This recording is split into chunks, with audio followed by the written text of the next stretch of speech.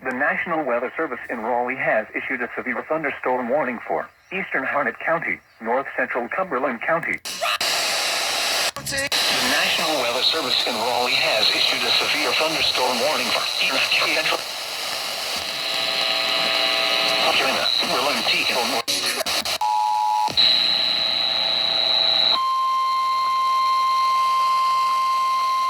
Center. Did you know? Impact expects damage to roof, siding, and trees. Locations impacted include Fayetteville, Lillington, Dunn, Benson.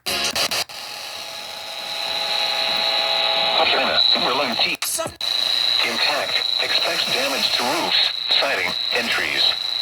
Locations impacted include Fayetteville, Lillington, Dunn, Benson, Godwin, Irwin, Eastover, Coates, Four Oaks, and Wade. For your protection, move to an interior.